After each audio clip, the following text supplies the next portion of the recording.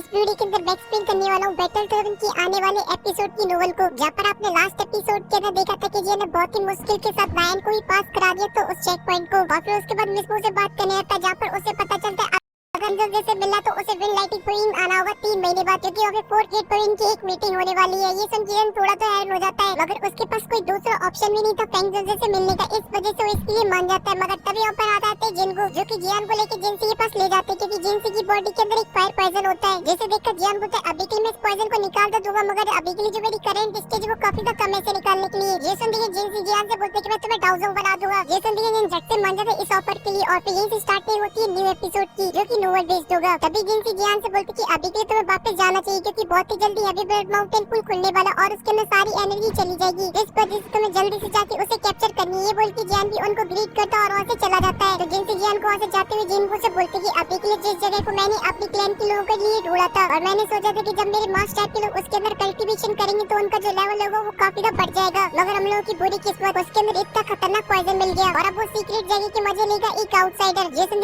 जिनको बोलते कि तुम थोड़े से पागल हो क्या, क्योंकि उस जगह पर कल्टीवेशन करने की वजह से तुम्हारी लाइफ है वो अभी के लिए काफी ज्यादा डेंजर में है, इस वजह से वो जगह कितनी भी ज्यादा अच्छी क्यों ना हो, मगर जान है तो जहान है। जेसन के जिनसे बोलते कि उस जगह में भले ही काफी का पॉइजन हो, मगर उसके अंदर कल्टीवेशन करने की जो स्पीड होती है वो काफी फास्ट होती है, क्योंकि मैंने उसके अंदर सिर्फ 10 साल कल्टीवेशन किया और मैं 1000 लेवल की 5 स्टार से 1000 लेवल की 3 स्टार का वॉरियर बन गया। इस वजह से उस लड़की के बीच में और हमारे बीच में जो डील हुई है एकदम बराबरी की हुई है। जेसन के जिन भी बोलते कि बिल्कुल भी नहीं, क्योंकि अभी के लिए जो तुम्हारी बॉडी के अंदर जो पॉइजन है उसकी वजह से तुम 3 साल के अंदर मारे जाओगे, और अगर हम लोग बाहर से किसी भी एल्केमिस्ट को बुलाते जो कि टियर 7 का एल्केमिस्ट होता, वो तुम्हारी बॉडी से इस पॉइजन को बाहर निकालने के लिए जियान से कई गुना ज्यादा चार्ज करता। मगर अभी के लिए जो जिनसी होते वो अभी भी उदास होते और एक गहरी सांस लेते और अपने मन में सोचते हैं अभी के लिए हमारे पास एक ऐसा ट्रेजर है जिसकी वजह से हम लोग बहुत ही आसानी से पावरफुल बन सकते हैं, मगर हम लोगों की बुरी किस्मत की हम लोग उसे यूज ही नहीं कर सकते हैं। और फिर सीन कट होकर ऊपर आ जाता है, जहाँ पर अभी के लिए 8 लोग खड़े हुए होते हैं और उनमें एक हरामी लड़का होता है जो कि आसपास के लोगों को देख रहा होता है। तभी उसकी नजर नायन के ऊपर पड़ती है, जिसे देखकर बोलते कि अभी के लिए चेक पॉइंट को पार करने वाले 9 लोग हैं, मगर फिलहाल के लिए जो हमारे पास अभी के लिए जो सीट है वो सिर्फ 8 है। इस वजह से हमें से जो एक बंदा होगा उसे यहाँ से पीछे हटना होगा, और इसका डिसाइड हम लोग करेंगे अपने पावर लेवल से। जैसे नहीं सभी लोग नायन को देखने लगते हैं, और वहीं पे जो नायन होती है वो भी थोड़ी सी डर जाती है, मगर तभी वो अपनी हिम्मत को बढ़ाती है और बोलती है अभी के लिए मेरी स्ट्रेंथ से यहाँ तक पहुँचना ऑलमोस्ट नामुमकिन है, ये बात मुझे बहुत ही अच्छे से पता है, मगर जो मेरा साथी था वो मुझे इतनी मुश्किल से यहाँ तक लेके आया है, इस वजह से मैं भी यहाँ से पीछे नहीं हटने वाली हूँ। लेकिन अगर यही बात मुझसे जियान बोलते तो मैं डेफिनेटली यहाँ से पीछे हट जाऊंगी, मगर तुम्हारे कहने से तो बिल्कुल भी यहाँ से पीछे नहीं हटने वाली हूँ। ये सुनकर वो बंदा हंसने लगता है और नायन से बोलता है तुम कुछ लड़कियों में से जो कि दूसरे की मदद से यहाँ तक पहुँचती है, वो भी अपने बॉडी को बेचकर, क्योंकि तुम अपनी खूबसूरती के अलावा उस लड़के को कुछ भी नहीं दे सकती हो। और फिर जब ये सभी बातें चल रही होती है तो जो 4 पॉइंट के लोग होते हैं वो अभी के लिए इस बात में बिल्कुल भी इंटरफेयर नहीं करते हैं, और वो सभी चुपचाप से एक जगह पे खड़े रहते हैं। मगर तभी अचानक से जो नायन होती है उसे मारने के लिए जान लेती है, मगर तभी नायन की हंसी के ऊपर कोई हाथ रखता है, और वो कोई और नहीं वो होता है जियान, और बोलता है कि तुम लोग अभी के लिए कुछ ज्यादा ही बकवास कर रहे हो,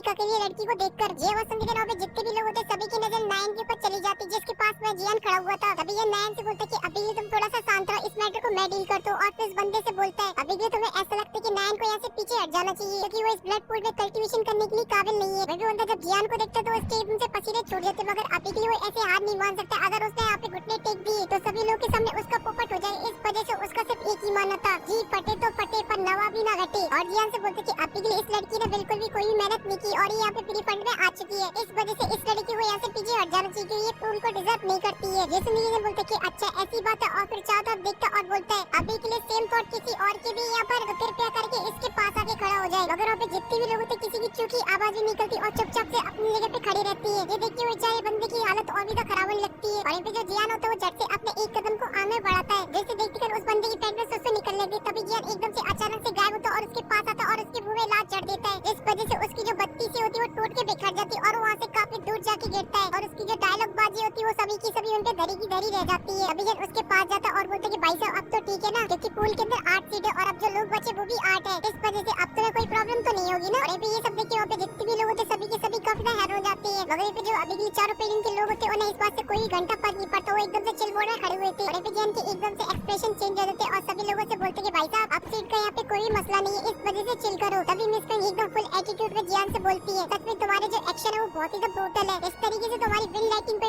भी एक्शन नहीं लेती अपने मसलों में। जैसे उनके जियान स्माइल कर रहे थे और बोलते कि अभी के यहाँ पे बस मैं थोड़ी सी साफ सफाई कर रहा था, और रही बात मेरी और विन लाइटिंग पे की तो प्लीज उसे तो बिल्कुल भी कंपेयर मत करो, वो तो इतना गिरा हुआ पेन है, उसने एक दाऊवांग की बॉडी को मारने के लिए कितने सारे लाइट हाउस लेवल की बॉडी भेज दिए थे, इसलिए प्लीज उस घटिया पेन को मेरे से कंपेयर तो बिल्कुल भी मत करो। ये सुनने की जो मिस फ्रेंड होती है वो काफी बड़ा जाती है और बोलती है हमारी जो जबान है वो कुछ ज्यादा ही चलती अगर ये matter heavy blood mountain pool से रिलेटेड ना होता तो मैं अभी भी तुम्हारी रियल स्ट्रेंथ को देखना चाहती कि तुम आखिर में कितने ज्यादा स्ट्रांग हो, क्योंकि इस एरिया के अंदर तुम अपनी आउटसाइडर पावर का यूज नहीं कर सकते और फिर उसके बाद मैं तुम्हारी जो धुलाई करती तो तुम्हें पता चलता कि तुम कितने पानी में हो। ये सुनती इंजन एक स्माइल के साथ बोलते कि अगर तुम्हें कभी भी टेस्ट करने का मन करे तो तुम कभी भी और कहीं पे भी आ जाना, बंदा हाजिर हो जाएगा। ये सुनती मिस पेंकी ऊपर से नीचे तक जल जाती मगर वो अपने गुस्से को शांत करती है और हैवी ब्लड माउंटेन पूल की तरफ देखने लगती है, क्योंकि वो कुछ ही देर के अंदर अपीयर होने वाला है और उसके अंदर एक लिमिट अमाउंट के अंदर ही एनर्जी है जैसे उसे जल्द से जल्द एब्सॉर्ब करना है। इस वजह से वो जियान के साथ डायलॉग बाजी नहीं करती। वहीं पे जियान भी ये देखता तो जियान भी उसे छोड़ देता और नायन के पास चला जाता है और एक स्माइल के साथ बोलता कि नायन तुम अभी भी ठीक तो हो ना। जैसे लेकिन जो नायन होती है उसका जो मुंह तो एकदम से लटक जाता है और वो रोने वाली होती है मगर वो अपने आप को कंट्रोल कर लेती क्योंकि अभी के लिए जो जियान की प्रोटेक्शन है उसे अपनी मास्टर यून से भी ज्यादा अच्छी लग रही है। उसे ऐसा लग रहा है कि वो जियान के हाथों में सबसे ज्यादा सेफ है मगर वो ये बात को भी बहुत ही अच्छे से जानती कि ये जो सफर है वो बहुत ही जल्दी खत्म होने वाला है। जैसे ही हैवी ब्लड माउंटेन पूल खत्म होगा वैसे ही जियान का और नायन का जो सफर है वो खत्म हो जाएगा। इस वजह से वो अपने दिल पे पत्थर रख के जियान के साथ साथ आगे की तरफ बढ़ रही होती है और तभी वो अपने दिल की कुछ बात बोलने वाली होती है तभी वहाँ पे एक बहुत ही बड़ा एनर्जी का ब्लास्ट होता है जो कि काफी कलरफुल होता है जो सीधा हैवी ब्लड माउंटेन पूल से टकराया था, जिसे सेंस करते ही सभी लोग पहचान जाते कि अभी के इस लाइटनिंग के अंदर काफी ज्यादा एनर्जी है जो कि अभी के हैवी ब्लड माउंटेन पूल के अंदर जारी जैसे देखकर वो कब तक खुश हो जाती है। और ऐसे ये जो प्रोसेस होती है वो थोड़ी देर तक चलती रहती है और वो सभी लोग काफी ज्यादा एक्साइटेड भरी नजरों से उसे देखते रहते हैं मगर जो आसमान से एनर्जी आ रही थी वो धीरे धीरे करके और भी पावरफुल होती जा रही थी। इस वजह से जो आसपास का माहौल था वो भी थोड़ा सा खराब होने लगता है। ये देखकर वो सभी लोग अपनी तरीके से अपनी बॉडी को कवर कर लेते हैं क्योंकि यहाँ पर अभी के लिए जितने भी लोग खड़े थे वो सभी के सभी काफी ज्यादा पावरफुल थे क्योंकि वो यंग जनरेशन के टॉप क्लास के वॉरियर थे। और तभी हैवी ब्लड माउंटेन पूल के अंदर से एक बहुत ही बड़ा एनर्जी का ब्लास्ट होता है जिस वजह से वो चारों तरफ लाइट फैल जाती है मगर वो ज्यादा देर तक नहीं रुकता और फिर से चीजें एकदम क्लियर हो जाती है। जहाँ पर जो जिंसी होते वो भी ऊपर आ चुके थे और साथ ही उनके साथ दो माउस टाइप के डिसेबल भी होते तभी जिंसी सभी लोगों से बोलते हैं कि फाइनली वो टाइम आ चुका है, अब आप लोगों को एक पल की भी देरी नहीं करनी चाहिए क्योंकि अभी heavy blood mountain pool open हो चुका है, इस वजह से कूद पड़ो। ये सुनकर वहाँ पे जितने भी लोग होते सभी के सभी काफी एक्साइटेड हो जाते और फिर क्या एक मछली पानी में चपा मिस पेंग और फिर दूसरी मछली पानी में चपा मिस मू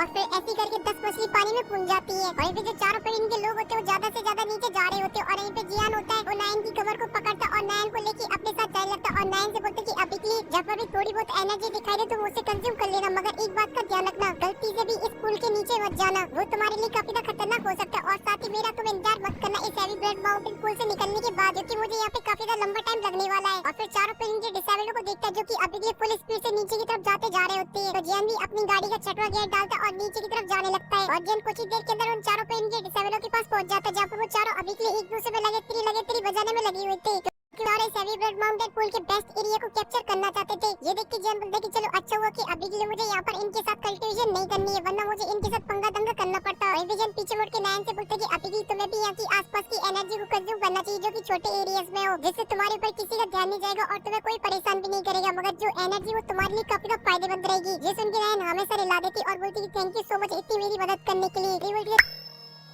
नायन वहाँ से एकदम पहली फुर्सत में गायब हो जाती है। जियान एकदम से शॉक हो जाता है क्योंकि ये सुनते ही जियान के दिल में काफी ज्यादा सवाल आ गए थे मगर अभी नायन वहाँ से गायब हो चुकी थी। इस वजह से अपने मन में सोच लगता है आखिर मेरी सेटिंग फ्लावर सेट पहुंची तो पहुंची कैसे क्योंकि जो फ्लावर सेट है वो तो बहुत ही बड़ी तोप है मगर अभी के लिए जियान के पास इतना ज्यादा समय नहीं होता इसके बारे में सोच पाए। इस वजह से जियान अपना छठवां गियर डालता है नीचे की तरफ जाने लगता है और जैसे जियान थोड़ा सा नीचे जाता है तो जो आसपास का कलर होता है वो और भी डार्क होता जाता है और साथ ही उसके अंदर जो फायर पॉइजन की जो मात्रा थी वो धीरे धीरे बढ़ने लगी थी। इसी वजह से अब जियान को देखने में भी काफी ज्यादा प्रॉब्लम हो रही होती है और जियान यहाँ अपनी स्पिरिचुअल पावर का भी यूज नहीं कर पा रहा था। इस वजह से जियान को आगे जाने में थोड़ी बहुत तो प्रॉब्लम हो रही होती है। तभी जियान एक ऐसी जगह में पड़ती जो कि काफी डार्क थी जैसे देखते ही जियान को सोचता और अपने हाथों में उसकी को निकाल लेता जो कि जिनसे नहीं दिखी और उसे लेकर आगे बढ़ने लगता है मगर जैसे जियान नीचे जाता जा रहा होता है जो फायर पॉइजन होते हैं उसकी जो क्वांटिटी होती है वो और भी बढ़ती जा रही थी और ये चीज जियान को भी काफी इरिटेट कर रही होती क्योंकि जियान ने आज से पहले इतने खतरनाक पॉइजन से डील नहीं की थी और ये सब चीजें इसलिए होती क्योंकि ये जो पॉइजन है वो कई सालों से यहाँ पे जमा हो रहा था और ऐसे 5 मिनट तक कंटिन्यू ट्रेवल करता रहता है। तभी अचानक से जो स्केलेटन होता है वो चमकने लगता है जिसे देख के जियान के चेहरे पे एक स्माइल आ रही तभी जियान की नजर पड़ती एक बैरियर के ऊपर जहाँ पर अभी जो फायर पॉइजन था उसकी क्वांटिटी और भी ज्यादा थी मगर जियान उस पर ज्यादा ध्यान नहीं देता और उस बैरियर पे उसे स्केलेटन को रख देता जिस वजह से जो बैरियर होता है वो हट जाता है और वहाँ पर एक गुफा अपीयर हो जाती है जिस वजह से काफी भयानक तरीके से फायर पॉइजन बाहर निकलता है जो कि जियान को पीछे ढकेलने लगता है। तो जियान झट से अपनी ग्रीन लोटस फ्लेम को बाहर निकाल लेता है और उस फायर पॉइजन को रोकने लगता है अपनी बॉडी के अंदर एंटर करने से और साथ ही उस केव के अंदर घुसने लगता है और ये जो फायर पॉइजन होता है वो बाहर भी आ जाता है जहाँ पर अभी के लिए बाकी के सभी लोग कल्टीवेशन कर रहे होते हैं और वो भी अपनी तरीके की मदद से उसे रोकने की कोशिश करते हैं मगर उसकी जो पावर थी वो काफी ज्यादा होती है। इस वजह से वो लोग ज्यादा देर तक उसे नहीं रोक पाते हैं और वो सभी लोग अपने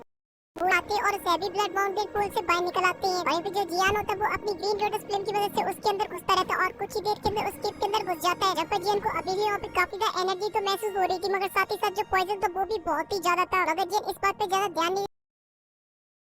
कल्टीवेशन करने लगता, मगर जैसे जियान अपनी कल्टीवेशन स्टेज के अंदर जाता तो उसकी बॉडी एकदम से आसपास की एनर्जी को कंज्यूम करने लगती है, जिसके अंदर अभी के लिए फायर पॉइजन भी होता है जो कि जियान की बॉडी के अंदर एंटर करने की कोशिश करता है, मगर ग्रीन लोटस फ्लेम उसको अंदर नहीं घुसने देती है। और ये सब चीजें इसलिए होती है क्योंकि ये दोनों चीजें काफी लंबे टाइम से एक दूसरे के साथ थी, इस वजह से पॉइजन और एनर्जी एक दूसरे में कंबाइन हो चुकी थी। वो तो जियान के पास हेवनली फ्लेम थी, जिस वजह से वो पॉइजन और एनर्जी को अलग अलग कर रही थी, मगर तभी जो एनर्जी होती है वो थोड़े से पॉइजन को जियान की बॉडी के अंदर एंटर करा देती है, जिस वजह से जियान की बॉडी तो बुरी तरीके से जलने लगती है। मगर सही टाइम पे अपनी हेवनली फ्लेम से उसे सप्रेस कर देता है और ऐसे जियान को कल्टीवेशन करते करते 3 दिन बीत जाते हैं और इन 3 दिनों में जियान ने इतना कल्टीवेशन कर लिया था जो कि वो 3 महीने के अंदर कर पाता, मगर तभी जियान का जो फ्लेम मंत्र होता है वो एक्टिवेट हो जाता है और जो कल्टीवेशन की प्रोसेस होती है वो और भी तो फास्ट हो जाती है और वो बाहर की एनर्जी को बहुत ही बुरी तरीके से चूसने लगता है, जो कि 6000 की रशियन सॉरी गलत हो गया। और अभी की जियान की जो पूरी बॉडी होती है वो एनर्जी को कंज्यूम कर रही होती है, जिस वजह से उसकी पूरी नसों के अंदर वो रेड कलर की एनर्जी दौड़ रही होती है और वो एनर्जी काफी ज्यादा अच्छी होती है बाहर की एनर्जी की कंपैरिजन होती है, इसकी वजह से जियान की बॉडी होती वो भी काफी स्ट्रॉन्ग बन रही थी। और ये सब देखने के बाद जियान का खुशी का